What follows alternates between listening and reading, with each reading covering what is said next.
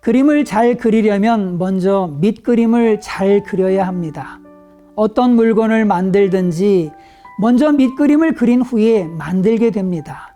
그래서 밑그림이 좋으면 좋은 작품이 나오지만 생각 없이 밑그림을 그리거나 대충 그리면 만족스럽지 못한 결과가 나오기 마련입니다. 이처럼 밑그림은 모든 것의 기본이 됩니다. 하물며 한 번뿐인 인생을 살아가는데 밑그림도 그리지 않고 물이 흘러가는 대로 상황이 펼쳐지는 대로 살아간다면 과연 후회 없는 인생을 살아갈 수 있겠습니까? 그냥 허둥지둥 살다가 후회만 남기는 그런 인생을 살게 되지 않겠습니까? 뿐만 아니라 인생 도화지는 누구에게나 똑같이 딱 한 장만 주어집니다. 풍경화를 그리다 혹 잘못 그리게 되면 새 종이에 다시 그리면 되지만 인생 도화지는 한 번 잘못 그렸다고 결코 한 장 더 주어지지 않습니다. 그러므로 인생의 밑그림을 잘 그려야 합니다. 그런데 이런 그림 그리기는 우리뿐만 아니라 가나안 땅에 들어간 이스라엘에게도 중요했습니다.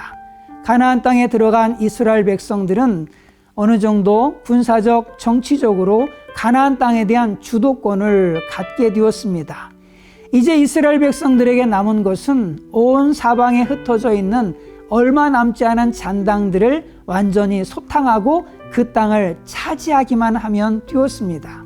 그런데 이스라엘 백성들은 가나안 땅을 차지할 생각은 하지 않고 머뭇머뭇 지체하고 있었습니다.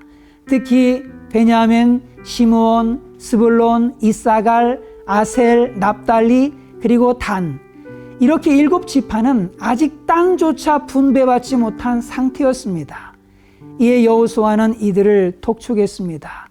여호와께서 너에게 주신 땅을 점령하러 가기를 어느 때까지 지체하겠느냐?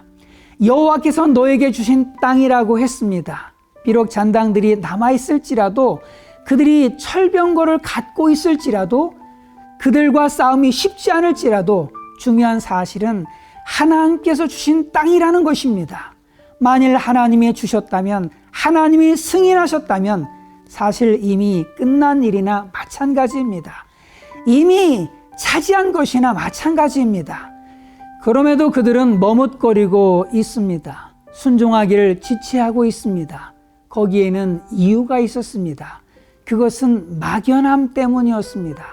그래서 여호수아는 이 7지파에게 이렇게 명령했습니다. 그 땅을 그려가지고 내게로 돌아올 것이라. 그래서 이스라엘 백성들은 그 땅을 두루 다니며 구체적으로 그려왔습니다. 결국 7지파도 그들이 그림을 그린 대로 땅을 분배받게 되었습니다.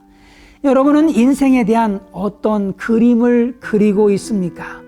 앞날에 대한 꿈과 비전이 구체적으로 그려진 사람과 그렇지 못한 사람이 맺는 삶의 열매는 하늘과 땅만큼이나 차이가 있음을 보게 됩니다.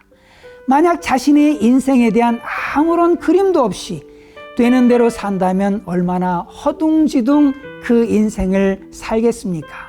그러므로 우리는 자신의 인생에 대한 그림을 그려야 합니다. 5년 후의 그림, 10년 후의 그림, 20년 후의 그림, 그리고 하나님 앞에 섰을 때의 그림을 구체적으로 그려야 합니다. 그리고 사업체를 경영하시는 분들도 자신의 인생에 대한 그림을 그려야 합니다. 부모도 자녀에 대한 꿈과 비전을 그려야 합니다. 그리고 그 꿈과 비전을 자녀들 마음속에 늘 그려주어야 합니다. 이때 믿음으로 그린 그림을 실상으로 보게 하시는 하나님을 만나시게 될 줄로 분명하게 믿습니다.